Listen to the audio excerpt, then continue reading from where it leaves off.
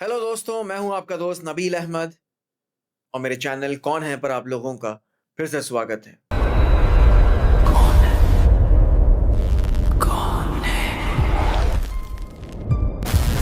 आखिरी भविष्यवाणी। एमपी के उज्जैन शहर के पुराने बाजार के कोने में एक छोटा सा कमरा था। दिन के उजाले में भी वहां रोशनी मुश्किल से पहुंचती थी। बाहर पीला सा एक बोर्ड लटकता रहता, पंडित शास्त्री, हस्तरेखा और भविष्यवाणी। रमेश कभी भी पंडितों या भविष्यवाणियों पर विश्वास नहीं करता, लेकिन उस दिन पता नहीं क्यों उसके कदम खुद ब खुद उस कमरे की तरफ बढ़ गए, जैसे मानो उसे कोई बुला रहा। वो अंदर गया। अंदर एक मिट्टी का दिया जल रहा था।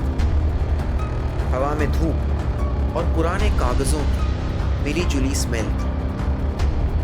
पंडित शास्त्री उसके सामने शांत बैठे थे। सफेद कपड़े, लंबी दाढ़ी और आंखें इतनी गहरी जैसे उनमें सिर्फ अंधेरा बसा।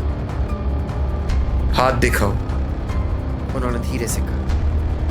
रमेश ने अपना हाथ आगे फौरन बढ़ाया। पंडित शास्त्री की उंगलियां उसकी लकीरों पर चलने लगी और फिर अचानक वो रुक गए। पूरा कमरा एकदम खामोश हो गया। दिए की लौ भी बिना हवा के तेज हिलने लगी। पंडित ने धीरे से कहा, तुम रात को कम सोते हो? रमेश हैरान हो गया। फिर पंडित बोले, तुम्हें अंधेरा पसंद नहीं, लेकिन अंधेरे को तुम बहुत पसंद हो। रमेश हंस पड़ा। पंडित जी, सीधी बात कीजिए, उसने कहा। पंडित शास्त्री ने पहली बार उसकी आंखों में देखा और बोले, रमेश, तुम्हारा अंत बहुत पास आ चुका है।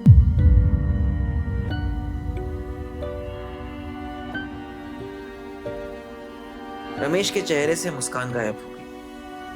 मौत? पंडित ने सिर्फ दिए की तरफ देखा।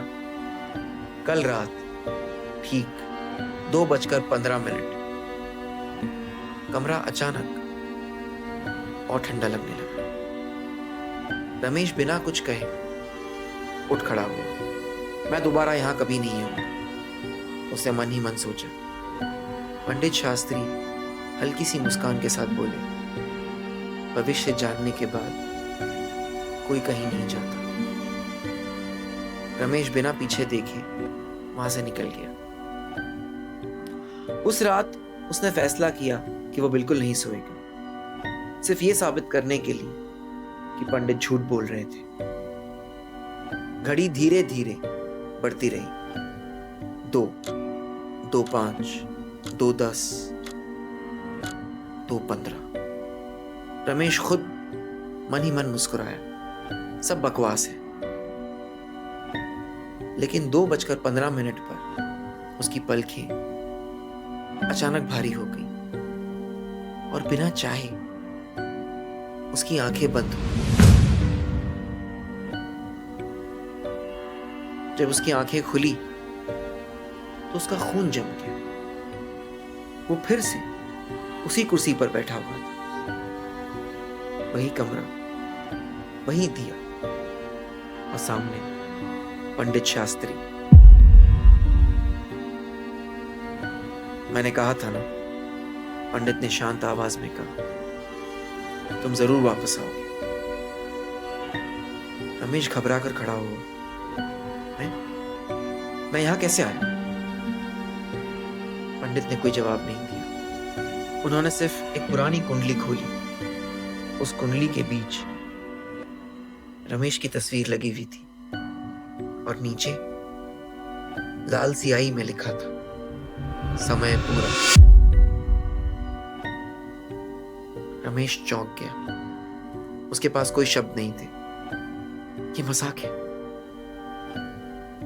वो दरवाजे की तरफ भागा, लेकिन दरवाजा वहां था ही नहीं। उसकी जगह सिर्फ एक काली दीवार थी। तभी उसे महसूस हुआ कि कमरे में सिर्फ वो और पंडित नहीं थे, बल्कि दिए की रोशनी धीरे धीरे तेज होने लगी और दीवारों पर अंदर की तरफ से हाथों के निशान उभरने लगे, मानो जैसे कोई दीवार के पीछे से बाहर निकलना चाहता हो। स्क्रैच, नाखूनों की खुराज पूरे कमरे में गूंज रही थी। पंडित शास्त्री धीरे से खड़े हुए और मुस्कुराकर बोले, मैं भविष्य नहीं बताता हूं, मैं लोगों को यहां लाता हूं। इतना कहकर उन्होंने दिया बुझा दिया। पूरा कमरा अंधेरे में डूब गया और फिर अंधेरे के दूसरे कोने से एक आवाज आई, बिल्कुल रमेश की आवाज। पंडित जी, मेरा टाइम कब आएगा? रमेश ने धीरे से उसकी तरफ देखा। उसकी सांसें रुक गई। वहां उसी की शक्ल का एक आदमी खड़ा था, लेकिन आंखें पूरी काली और मुंह इतना खुला था जैसे जबड़ा एकदम टूट चुका हो। वो धीरे से मुस्कुराए और सिर्फ एक शब्द बोला, अब। अचानक अंधेरे से दर्जनों हाथ निकले। उन्होंने रमेश की गर्दन, हाथ, टांगे सब कुछ पकड़ ली। उसकी चीखें अंधेरे में पूरी तरीके से दब गई।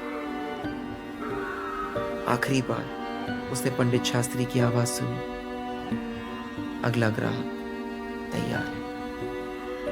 और फिर दिया दोबारा जल उठा। कमरे में सिर्फ पंडित शास्त्री बैठे थे और उनके सामने एक खाली कुर्सी जो धीरे धीरे अगले मेहमान का इंतजार कर रही थी।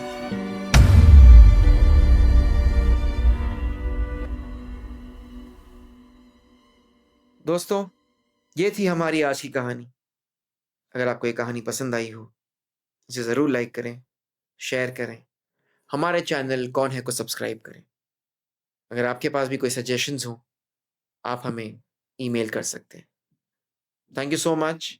देखते रहिए कौन है। बहुत जल्द वापस मुलाकात होगी एक नई कहानी के साथ।